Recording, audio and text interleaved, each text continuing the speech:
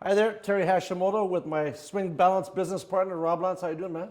Not bad. A lot of swings for the off season. A lot of high velocity swings. Yeah. All right, well, everybody's asking me, why should I be using Swing Guru? So rather than talk, let's see what you got.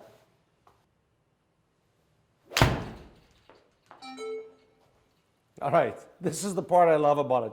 You stand up there, you take a swing, and it captures all the data. In this case, because I'm using pressure, we're using COM, COP, and vertical forces in addition to video. Let's take a look at what else Swing Guru has to offer. All right, what makes Swing Guru so interesting for me is that it integrates totally with BodyTrack.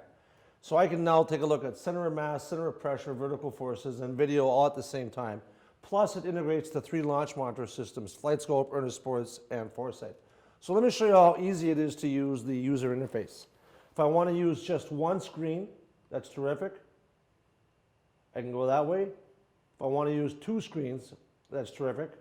That's another way. If I want to use 3 screens, that's another way. And if I want to use 4 like I was using, and you can see how I can play this out. All the way from the beginning to the middle and the end. And we'll grab that scribble bar and grab it and we'll play it right out. 1, 2, 3, 4, 5, boom, contact, boom, boom, boom.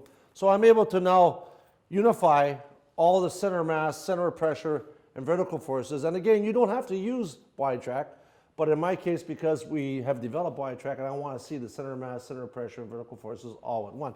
Now, another way that you might use it, and very typical, on the right-hand side is that vertical scrubber bar. I just merely click on, let's say I want to get rid of center of mass. I want to put 3D in there. So now I can take a look at 3D. I can annotate, I can grab the markers. I can go to miscellaneous, add hand path, insert hand path. And now when I rotate that golfer in any direction within the screen, as I scroll back, you can see the hand path and hand path back and hand path down. Kind of came over the top just slightly. But a very interesting way of looking at the 3D as well. That's just one way. Now the other way that's really cool here is we can now completely get rid of that and now we can go into the shoulder rotations, shoulders and hips. This is very, very cool. And that's live during the golfer's swing. Very, very cool. If I want to pull up the metrics on the right-hand side there, it tells me all the metrics for the feet width, COM, knee width, etc. And when I scroll over, it's going to tell me the tour averages. Now, if I want to ditch the verticals and put in 2D so I can see the actual swing, there it is. What's really, really cool, and now we're getting into neat stuff, is I want to ditch the shoulders and rotations. I can now put in launch data.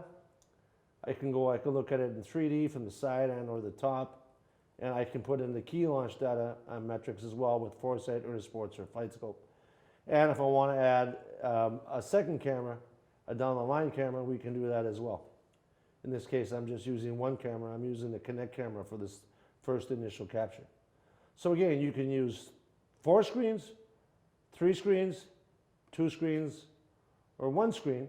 Make it as complicated and or as simple as you want. In this case, because we're a pressure mapping company and I know what I'm doing with pressure mapping, we use a lot of it for pressure mapping. Terry Hashimoto with an initial look at Swing Guru.